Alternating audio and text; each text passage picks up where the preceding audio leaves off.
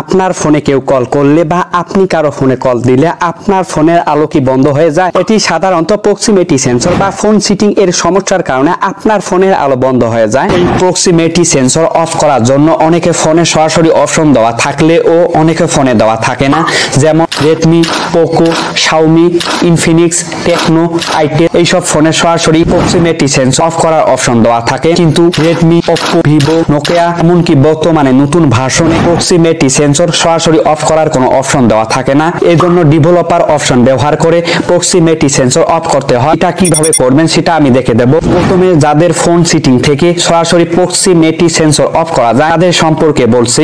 যেহেতু আমার phone Realme, সেহেতু আমার ফোন সিটিং থেকে সরাসরি প্রক্সিমিটি সেন্সর অফ করার কোনো অপশন নেই। আমি যেভাবে বলবো সেভাবে কাজ করবে, তবে সহজেই এই অপশন বন্ধ করতে পারবেন। এই জন্য প্রথমে ফোন সিটিং এ চলে যেতে হবে।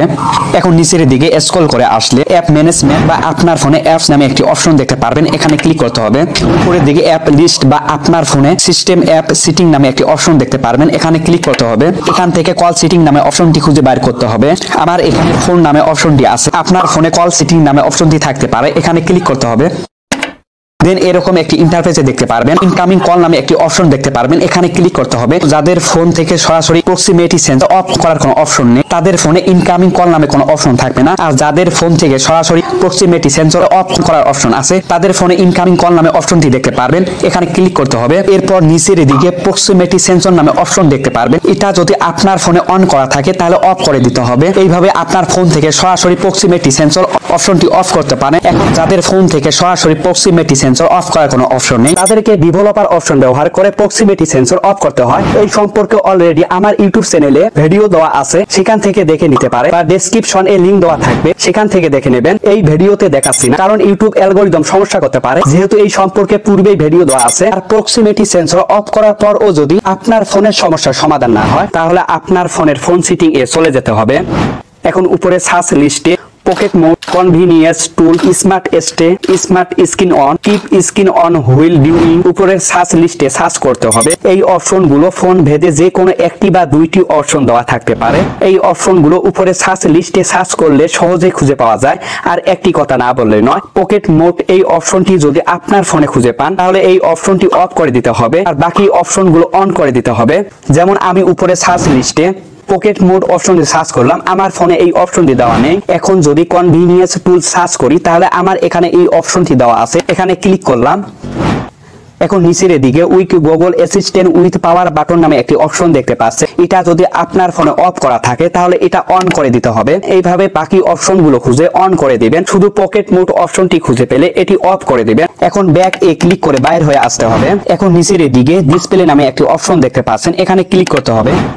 দেন নিচের দিকে অটো স্ক্রিন অফ নামে একটি অপশন দেখতে পাচ্ছেন, এখানে ক্লিক করতে হবে। আপনার ফোনে ডিসপ্লে টাইম আউট 1 থেকে 2 মিনিট করে দিতে হবে, আমি 1 মিনিট করে দিলাম। এখন ব্যাক এ ক্লিক করে বাইরে হয়ে আসতে হবে। আবার উপরে সার্চ লিস্টে অ্যাপ পারমিশন লিখে সার্চ করতে হবে। এখন নিচের দিকে অ্যাপ পারমিশন এ ক্লিক করতে হবে।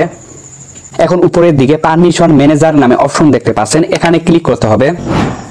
এখান থেকে কল লক্স এ প্রবেশ করতে হবে।